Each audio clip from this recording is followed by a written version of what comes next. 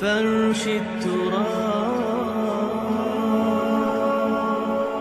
يضمني. سمجھ لیجئے یہ جزوی اطاعت نہیں، اس پر تو اللہ کا غضب بھڑکتا ہے. افتؤمنون ببعض الکتاب وتکفرون ببعض، کیا تم ہماری شریعت، ہماری کتاب، ہمارے قانون، اس کے کچھ حصے کو مانتے اور کچھ کو نہیں مانتے؟ فما جزاء من يفعل ذلك منكم الا خزي في الحياة الدنيا ويوم القيامة يردون الى اشد العذاب. جو کوئی بھی یہ طرز عمل اختیار کرے گا اس کی سزا اس کے سوا اور کچھ نہیں ہے کہ دنیا میں انہیں ذلیل و خوار کر دیا جائے اور قیامت کے دن شدید ترین عذاب میں جھونک دیا جائے. وَمَا اللَّهُ بِغَافِلٍ عَمَّا تَعْمَلُونَ، اور اللہ غافل اور بے خبر نہیں ہے تمہارے کرتوتوں سے. He knows you through and through. وہ جانتا ہے، وہ تو تمہاری نیتوں کو جانتا ہے. ان اللہ لا ينظر الى صورکم ولا اموالکم ولكن ينظر الى قلوبکم واعمالکم. اللہ تمہاری صورتوں کو اور تمہارے مالوں کو نہیں دیکھتا، وہ تمہارے دلوں کو اور تمہارے عملوں کو دیکھتا ہے. یہ حدیث کے الفاظ. تو یہ جو جزوی اطاعت ہے یہ اطاعت نہیں کہلائے گی، بلکہ یہ تمسخر کہلائے گا، ڈٹھائی کہلائے گی، استہزاء کہلائے گا، دین کا مذاق اڑانا کہلائے گا. بات سمجھ رہے ہیں کہ نہیں؟ اور میں اور منطقی طور پر ثابت کر دوں کہ اگر آپ نے اللہ کے کچھ احکام مانے کچھ نہیں مانے تو جو مانے وہ بھی اللہ کے نہیں مانے. بظاہر بات میں بڑی عجیب کہہ رہا ہوں، اللہ کا ایک حکم آپ نے مانا ایک نہیں مانا. بتائیے جو نہیں مانا کیوں نہیں مانا؟ کہ نفس کو پسند نہیں. جو مانا کیوں مانا؟ کہ نفس کو پسند ہے. دونوں حالتوں میں کس کی بات مانی؟ نفس کی. اگر اللہ کی بات ماننی تھی تو پھر تو وہ بات بھی اللہ کی ہے. جب آپ نے اللہ کی ایک بات رد کر دی کیوں؟ کہ نفس کو پسند نہیں. اور جو مانی تو اس لیے مانی کہ نفس نے ویٹو ہے، اوکے کر دیا، ٹھیک ہے. تو اصل آپ کا افسر کون ہوا؟ نفس یا اللہ؟ اللہ کا حکم ہوتا تو جو حکم ہے وہ ماننا پڑے گا.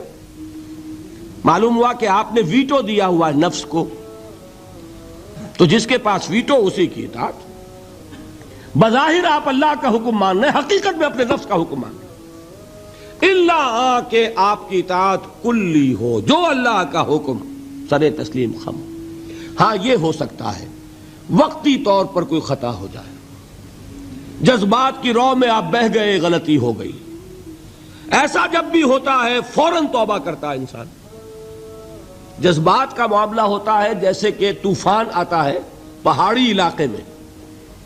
میدانی علاقے میں سیلاب آئے گا تو آہستہ آہستہ آتا ہے اور آہستہ آہستہ اترتا بھی ہے.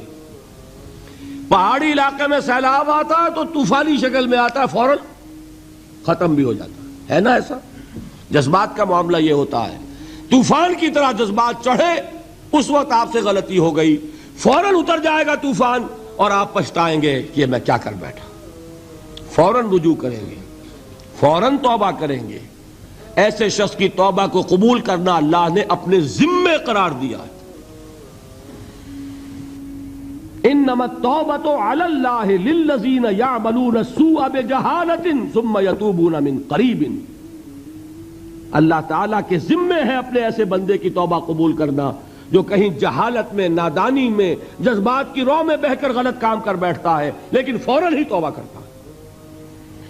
البتہ جان بوجھ کر آپ نے with cold reasoning، جیسے آپ کہتے ہیں نا cold blooded murder، ایک ہے جذبات میں آ کے کسی کو قتل کر دیا. آپ کا کوئی ارادہ نہیں تھا، آپ جا رہے تھے، جاتے ہوئے آپ کا کنگا لگ گیا کسی کو، وہ اللہ کا بندہ ایسا غسیل نکلا اس نے ماں کی گالی دے دی آپ کو، آپ کا چڑھ گیا پارا اور آپ نے جو اس کے ایک رسید کیا مر گیا. تو کیا آپ کا ارادہ تھا اس کو قتل کرنے کا؟ نہیں تھا. جیسے حضرت موسیٰ نے قبطی کے ایک گھونسا مارا، فَوَقَذَهُ مُوسَىٰ فَقَضَىٰ عَلَيْهِ، وہ ایک گھونسے میں ختم ہو گیا. کیا موسیٰ کا ارادہ قتل کا تھا؟ نہیں. یہ اور 6 ہے، اور ایک ہے آپ گھر سے ہی چلے ہیں، آج مجھے اس کی جان لینی ہے، پستول لے کر چلے، سنبھال کر چلے، گولیاں گن کر چلے، اور تاک میں رہے کہاں موقع ملتا اور آپ نے مارا. اس کو کہتے ہیں کولڈ بلڈڈ مرڈر. اسی طریقے سے ایک گناہ وہ ہے جو سوچ سمجھ کر ہوتا ہے. وہ گناہ کون سا ہوتا ہے؟ اجی کیا کریں، کام نہیں چلتا، سودی کاروبار تو کرنا ہی ہے. یہ جذباتی بات ہے؟ نہیں، یہ آپ کی سوچی سمجھی رائے ہے. روکھی سوکھی نہیں کھانی بھائی، کھانے پراٹھے ہی ہیں، لہذا سودی کاروبار کیے بغیر چارہ نہیں. یہ تو سوچی سمجھی بات ہے بھائی. یہ ہے وہ گناہ. یہ ایک گناہ بھی آپ کی پوری نیکی کو ختم کر دے. فما جزاء من يفعل ذلك منكم الا خزي في الحياة الدنيا ويوم القيامة يردون الى اشد العذاب. اہل علم کی توجہ کے لیے عرض کر رہا ہوں، یہ مفہوم ہے اس آیت کا. بلا من کسب سیئۃ واحاطت به خطیئته فاولئک اصحاب النار هم فیہا خالدون. جان بوجھ کر بڑا گناہ مستقل طور پر اپنی زندگی میں اس کو قائم کر لینا، وہ ایک چیز بھی، ایک مچھلی سارے تالاب کو گندا کر دے گی. هي الحلقات تحفظني بآيات من القرآن، هي الحلقات تملأني بحب المصطفى العدنان، هي الحلقات تحفظني